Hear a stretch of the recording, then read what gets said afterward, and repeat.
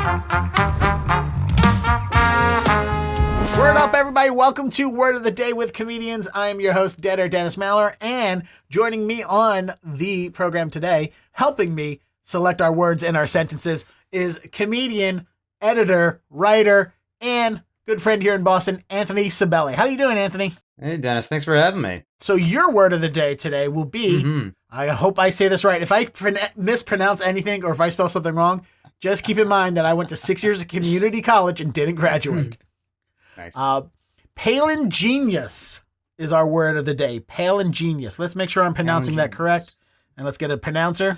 Palingenesis. Palingenesis. Palingenesis. Yeah, I was going to say, it looks like Genesis to me. Palingenesis. That's what happened is I didn't look at the word. I looked at the pronunciation, and the pronunciation is mostly gobbledygook for me. I was always a Super Nintendo kid, but I did have a Palingenesis, so. The Sega Palingenesis. Yeah. Yeah, unfortunately, I stopped owning video games at the original Game Boy. The Green Death version that weighed 18 pounds, took 24 AA batteries. So you haven't played a video game in my lifetime? I have not owned a game unit. I've played... not owned a game. The last game I played is when I lost my job in 2018. My roommate had PS4 and bought the Spider-Man game.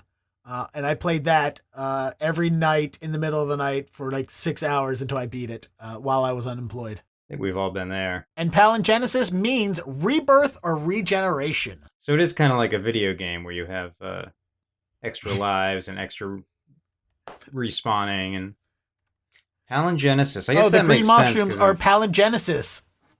What is the green mushrooms are Palingenesis? The green mushrooms in Mario are Palingenesis mushrooms. Yeah. That's a great branding too, because now that Sega doesn't make consoles. Yeah, all I know about the word Genesis is Star Trek II: The Wrath of Khan. That's the Genesis device. The Genesis device. Yeah, I guess it must be Greek, I think. Well, now that you bring that up, our fun fact, or did you know, for the word Palingenesis is that Palingenesis is rebirth, derives from ancient Greek. There you go. You already knew that. It comes from the word Pálin, P-A with a weird thing over top of it, L-I-N, which means again, and regenesis, or origin source. So Pálin, very much like the Monty Python Pálin, appears in several other English words that pertain to doubling or redoing, such as palimpsest. Definitely did not say that word right. P-A-L-I-M-P-S-E-S-T. Palimpsest. That is definitely one of those words that no matter how you say it, makes you sound like you have a lisp. Sound like you have a lisp. You sound like, who is the youngest Brady girl? Is it Cindy Brady? Yes. A palimpsest is a parchment from which writing has been erased to make room for another text. And a palindrome, a word or phrase reading the same backwards and forwards. Like when you erase a video game and then when you erase your file. I've been playing a lot of video games since the pandemic. I don't know if it's obvious. Couldn't tell at all. Are you doing classic games, or are you going back to old school consoles? Well, Lauren, my girlfriend Lauren, bought a Nintendo Switch right at the beginning of the pandemic. So she's been playing the newer games, and I've been playing the they have the classic consoles. So I'm playing Mario World and Donkey Kong Country, and they just put up Banjo-Kazooie, which I haven't played since I was 12. I totally forgot all about Banjo-Kazooie. I never played it, but it was definitely, I remember the ads of it. I remember that name. And how do you forget the name Banjo-Kazooie? Banjo-Kazooie, it's so much fun too. I would say it holds up pretty well, even though I only played the first level. Back to Palingenesis. Palingenesis, also, the root of the word comes from palindrome as well, a word or phrase the same backwards. Common palindromes include words like kayak, level, racecar, and rotor, as well as phrases such as "Madam, I'm Adam." And the other palindrome from the Bible, right? No, what is it? From when they met each other, Adam says, "Madam, I'm Adam," and Eve replies, "Eve." Aha! Yes. All right. Yeah. Genesis, the source of English Genesis, has three important cognates that have also found their way into English. The first is Latin, gens, which, by the way, the first crush of my entire life was a woman named Jen, and so far I've fallen in love with every Jen I've ever met. Gen, which means race or people, which gives rise to the English gentle and gentry. The second is Sanskrit, which is J-A with a line over it, T-I. Not even going to take a chance and mispronounce that word and offend some Sanskritians. And that word means birth or class, which is borrowed into English as jati, another term in Hinduism for castle. And the third is Old English. And that's because I was going to say Palingenesis. I know, like, there's in Buddhism, like the Pali Canon. I didn't know if that was also a word from Sanskrit, P-A-L-I. I don't know. Well, you know what? This is why I brought you on, because you're so much smarter than I am. You're here to help me say these things right. I just seem smarter.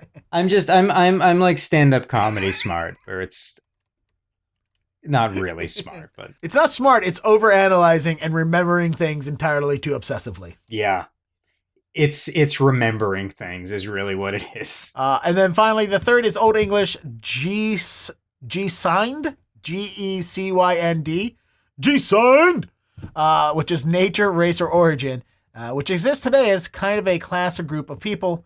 Palingenesis was first recorded in English in 1620. So there's our etymology. I'll never say that word right. The etymology of the word palingenesis. This is the first word that we've used that has an origin in Sanskrit. So now, welcome all our Sanskrit viewers. We shall now construct a sentence using palingenesis in its proper form. And to do that, you should always start off with these sentences. Always have a subject about them. They always are about a certain person. So, Anthony, we will pick the name of a person that our sentence will be about. Who is a person? What is a name? Doesn't have to be a proper noun, just a name in general of someone who would represent rebirth. There's a pretty obvious one. Oh, are you talking about Jesus? Yeah, I as soon as you say rebirth, I can't think of a single other person in history. I don't know of any other that came back from the dead. I guess Lazarus. Yeah, okay. Let's go with Theodore. Theodore, okay. I like Theodore. Let's see. Do we want this to be a man or woman? We'll do a man. We'll do a man. Okay. So let's see if we can create a sentence using palingenesis as a way of talking about somebody who is rebranded themselves as sober or as a new Christian. So what can we say about Theodore? When Theodore quit performing stand-up comedy, it was a palingenesis. All right, everybody, we have officially selected our word of the day. We have defined it, and we have created a sentence using it in context. And to present all of that to you is my guest, Anthony Scibelli. Our word is palingenesis, meaning rebirth or regeneration. As part of his palingenesis into a stronger alpha male and truth teller, like his hero Joe Rogan, Theodore gave up eating traditional supermarket meats in place of raw, fresh game. Yes, perfect. Excellent. All right, thank you. We have officially expanded our vocabulary by one more word today. And of course, if you go out and use the word palingenesis in context or even out of context, please tell us all about it in the comments below. And of course, thank you for watching us. And thank you to my good friend Anthony for being here today. Anthony, tell everyone where they can find you. Sure. Well, I've got a couple things to plug. I've been doing a web series on YouTube called Unsung Legends of Comedy. And it's a documentary web series. Each episode looks at a different stand-up comedian or performer that I like, and I just wanted to kind of share their story. Usually people that have been, I think, a little unfairly forgotten. So like I've done episodes on Lorenzo Music, who was the original voice of Garfield in the 80s and 90s. He was Peter Venkman on the Ghostbusters cartoon. But before that, he wrote for the Mary Tyler Moore Show and Bob Newhart and Rhoda. So people like that, Jack Riley, who is a character actor. He was also on the Bob Newhart Show, but he was the voice of Stu Pickles on Rugrats.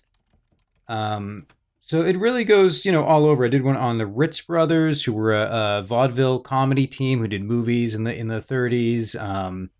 Eddie Rochester Anderson, who was a regular member of the Jack Benny program, regular cast member.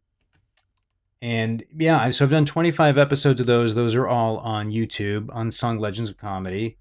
And my girlfriend and I were kind of in the early stages of planning a podcast that's going to be called The Weirdest Book You Own. Where we have people come on and we just ask them questions about what is the weirdest book you own. So we're kind of prepping that now, so that'll be up pretty soon. When I get on, I'm going to give you a spoiler for whenever I come on yours and tell you about the weirdest book I own. Would be the How I Lost 5 Pounds in 6 Years, the autobiography of Tom Arnold. Oh, nice. Yeah, great. Yeah, I can't wait to talk about that. Is it from like the 90s or is it recent? Early 2000s is when I read it. It was, I read it in the early 2000s, but I also think I just force booked myself on your podcast. So sorry about that. I think it would probably be rude for me to be on your podcast and like plug my own and then never invite you. Well, we'll see. As I've proven today that I'm not the world's greatest reader, so I may not be a good guest. But you were an excellent guest. Thank you for watching, and don't forget to word up.